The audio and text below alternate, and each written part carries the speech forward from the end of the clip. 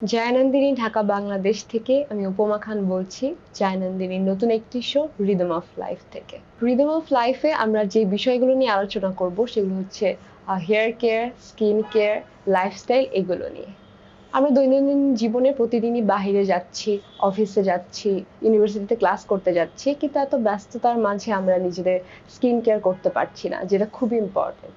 আমাদের সপ্তাহে একদিন হলেও স্কিন কেয়ার করা উচিত। আমরা যেহেতু প্রতিদিন বাইরে যেতে পারছি না বা পার্লারে যেতে পারছি না আমাদের স্কিন কেয়ার করার জন্য, সেক্ষেত্রে আমাদের বাসায় বসে ঘরোয়া পদ্ধতিতেই আমরা কিভাবে স্কিন কেয়ার করতে পারি কম খরচে, সেটা নিয়ে আমরা আজকের শোতে আপনাদেরকে বলবো। তো আজকে আমাদের টপিক হচ্ছে ত্বকের যত্ন।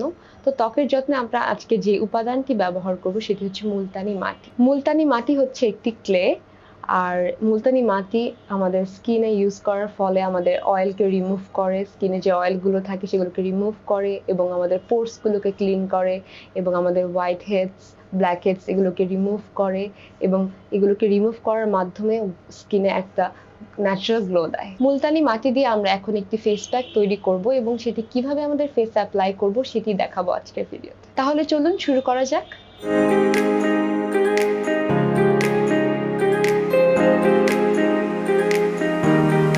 ফেস প্যাকটি তৈরি করতে আমাদের একটি কাচের এরকম একটা বোল লাগবে, একটা স্পুন লাগবে আর একটু পানি লাগবে।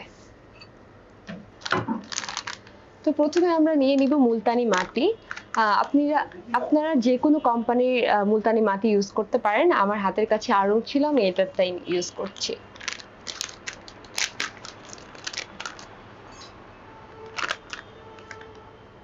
ওয়ান টেবিল স্পুন ফার্স্টে নিব, এরপর হাফ নিব, একটু বেশি হয়ে গেছে। এই পরিমাণ মুলতানি মাটি আমাদেরকে নিতে হবে।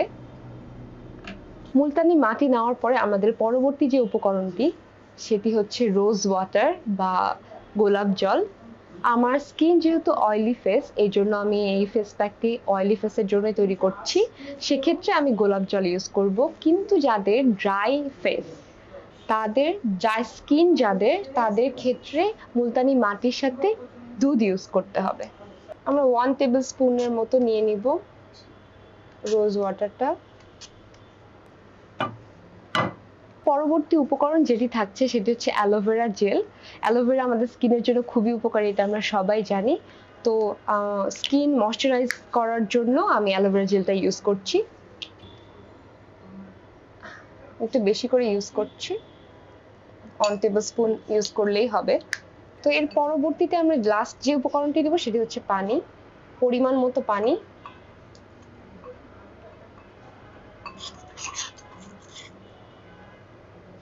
আমাদের যতটুকু লাগছে ততটুকু পরিমাণ পানি আমরা নিয়ে নিব। আমাদের এইভাবে মিশ্রণটি তৈরি করে নিতে হবে।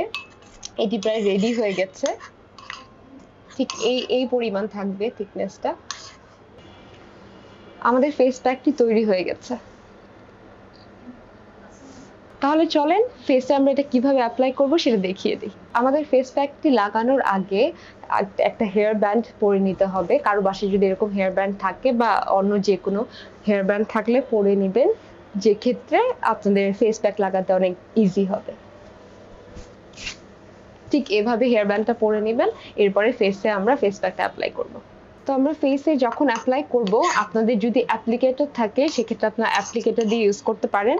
আমি হাত দিয়ে ইউজ করছি কারণ আমার কাছে এটা বেশি কমফোর্টেবল মনে হয়।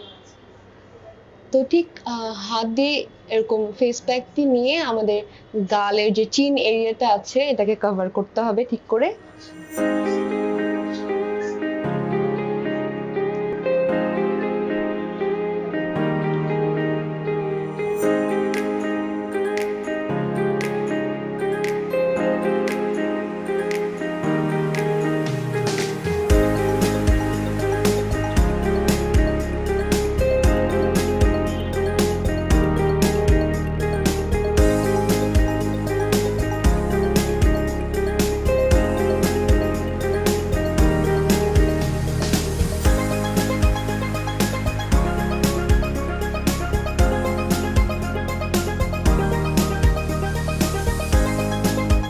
আমার ফেস প্যাকটি ফেসে অ্যাপ্লাই করা হয়ে গেছে। এখন এটি ড্রাই হওয়া পর্যন্ত আমাকে অপেক্ষা করতে হবে।